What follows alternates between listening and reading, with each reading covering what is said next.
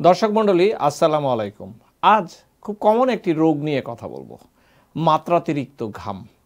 চিকিৎসা এবং প্রতিরোধ নিয়ে অনেকেই এইটি নিয়ে কনসার্ন। ঘাম হয় না এমন মানুষ নেই, কারো স্বাভাবিক, কারো স্বাভাবিকের চেয়ে বেশি, কারো শরীরের একটি অংশে ঘাম, কারো শরীরের বিভিন্ন অংশে, আবার কারো শরীরে পুরো শরীর জুড়েই ঘাম। সাধারণত বয়ঃসন্ধিতে শুরু হয় এই লক্ষণটি, মাত্রাতিরিক্ত ঘাম।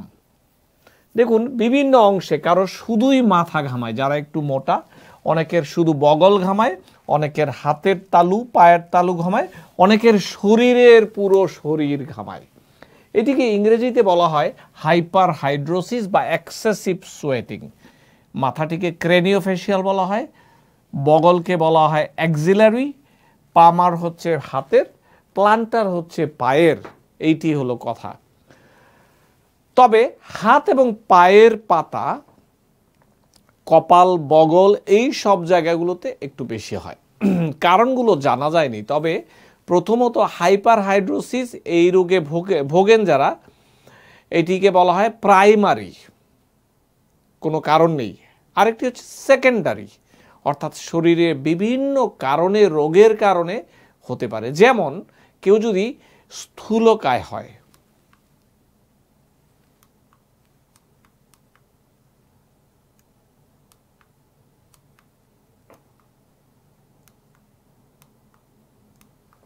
যা বলছিলাম, স্থূলকায় হয়, তার ঘাম বেশি হবে।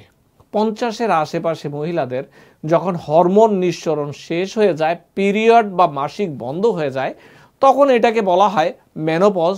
তখনও এইরকম ঘাম একটু দুঃসহ। এছাড়াও সিঙ্গলস নামে এক ধরনের প্রদাহজনিত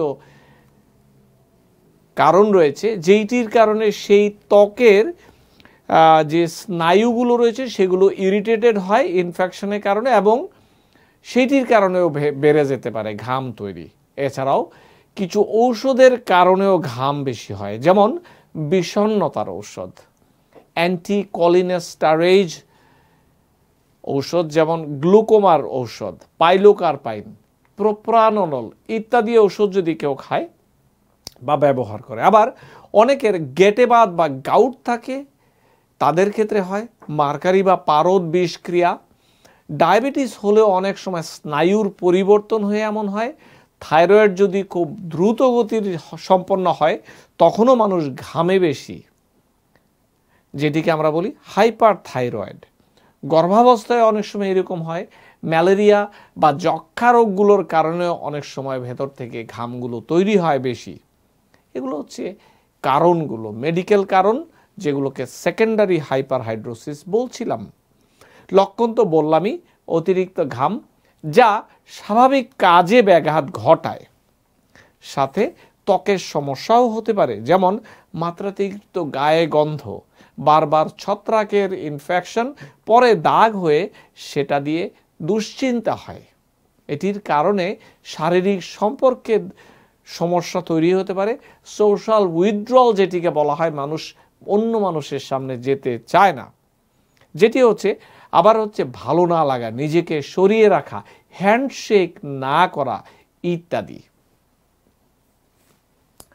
এটি হচ্ছে দেখুন স্বাভাবিক হাত, একটি হচ্ছে ড্রাই হ্যান্ড, একেবারে কাঠের মতো, এরপর হচ্ছে স্বাভাবিক, তারপর একটু হিউমিড, একটু নর্মালের চেয়ে বেশি, আর একটু ভেজা, ড্রিপিং হয় অনেক সময়, অনেকের একদম বেশি ড্রিপিং, একদম টল করে পানি পড়ে, যা বলছিলাম। ডায়াগনোসিস করা হয় সাধারণত গল্পটি শুনেই।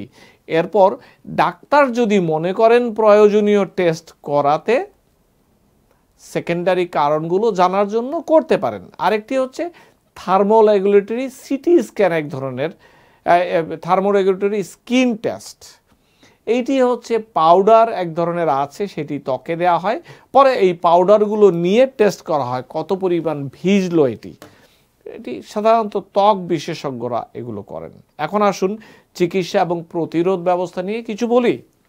প্রথমটি হচ্ছে অ্যান্টিপারস্পিরেন্ট ব্যবহার করা, অর্থাৎ ঘাম যেন বেশি না হয়।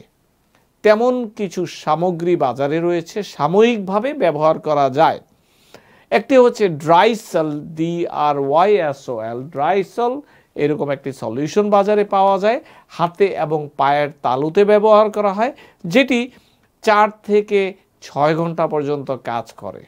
অর্থাৎ আপনি যদি পরীক্ষা দিতে যাচ্ছেন বা কোনো একটা টাইম সেন্সিটিভ ক্ষেত্রে যাচ্ছেন, সেই ক্ষেত্রে হাতে 2 ফোঁটা 4 ফোঁটা নিয়ে বাস এটি ড্রাই থাকবে। এটি একটি সাময়িক সমস্যা। এই ক্ষেত্রে ডিওডোরেন্টের কোনো ভূমিকা কিন্তু নেই। তবে এই ড্রাইসেলে যে অ্যালুমিনিয়াম ক্লোরাইড রয়েছে, সেটি এই ঘামকে সাময়িকভাবে ব্লক করে। আরেকটি হচ্ছে আর্মপিট শিল্ড, অর্থাৎ বগলের নিচে একটি প্যাড জাতীয় শিল্ড রাখা। এই যে দেখুন, এই শিল্ডগুলো পাওয়া যায় কিন্তু বাজারে, বগলের নিচে রাখা। যখন বাহিরে যাবেন তখন এটি নিচে পড়তে পারেন। এটি যারা অতিমাত্রায় বগলে ঘামে ভোগেন তাদের ক্ষেত্রে কাপড় চোপড়ে কিছু পরিবর্তন আনতে হবে। নাইলন জাতীয় কাপড় এটিকে আরও বেশি খারাপ অবস্থা তৈরি করতে পারে, তাই ঢিলে ঢালা সুতি কাপড় পরা উচিত। জুতার বেলায় সিনথেটিক ম্যাটেরিয়াল ভালো নয়, ন্যাচারাল চামড়ার জুতা, যেটিতে ছোট ছোট পোর বা ছিদ্র রয়েছে এবং বাতাস যাতায়াত করতে পারে, সেই দিকে খেয়াল রাখতে হবে। তবে লম্বা সময় একই জুতা ব্যবহার করা একদিনে ঠিক নয়। যারা ঘামেন তারা প্রতিদিন জুতো বদলান। প্রয়োজনে যদি সুযোগ থাকে কাজের সময় জুতোটি একটু খুলে রাখুন, ড্রাই করার ব্যবস্থা করুন আপনার পাকে। মোজার ব্যাপারেও সাবধান হতে হবে। যদি মোটা মোজা পরা হয় তাহলে ঘামকে অ্যাবজর্ব করতে সুবিধা সুতির। আরেকটি চিকিৎসা পদ্ধতি রয়েছে যেটির নাম হচ্ছে আয়ন্টোফোরোসিস। এটি খুবই কার্যকরী একটি পদ্ধতি। হাতে এবং পায়ের তালুতে এটি ব্যবহার করা যায়। এটি একটি ইলেকট্রোডের মতো, বাসায়ও ব্যবহার করা যায়। ডাক্তারের পরামর্শে এটি বাজারে পাওয়া যায়। এই মেশিনটি খুব বেশি দাম নয়, যেটির উপর হাত বা পা রাখলে এটি মাইক্রোস্কোপিক্যালি ত্বকের লেয়ারকে নিয়ন্ত্রণ করে, তারপর এটি কাজ করে। অনেকের ক্ষেত্রে 1 থেকে 1.5 বছর পর্যন্ত এটি কাজ করে। ত্বক বিশেষজ্ঞের পরামর্শে এটি বাসায় করা যায়। আয়ন্টোফোরেসিস একটি বহুল ব্যবহৃত পদ্ধতি। আপনারা ইন্টারনেট ঘাটলেই পাবেন বা বাসার কাছে ফার্মেসিতে বললেও পেতে পারেন, যদি তাদের কাছে থাকে। এরপর রয়েছে বটুলিনাম টক্সিন বা বোটক্স ইনজেকশন। এটি ইনজেক্ট করলে স্নায়ুগুলোর, এই যে হাতে ছোট ছোট করে ইনজেক্ট করছে, যে স্নায়ুগুলো নিয়ন্ত্রণ করে ঘামকে, সেইটিকে এটি ব্লক করে দেয়। 6 মাস পর্যন্ত এটি কাজ করে। এরপর রয়েছে অ্যান্টাইকলিনার্জিক মেডিসিন। এইগুলো আমি নিশ্চিত আপনারা ঔষধের নাম খুঁজছেন। কিছু মেডিসিন তো আছেই বাজারে যেগুলো ডাক্তারের পরামর্শে নিতে পারেন। নামগুলো আমি এখানে বলাটা নিরাপদ মনে করছি না। ত্বক বিশেষজ্ঞের সাথে কথা বলুন, কারণ এগুলোর বিভিন্ন ধরনের পার্শ্ব প্রতিক্রিয়া রয়েছে, তারপরও ব্যবহার করা যেতে পারে।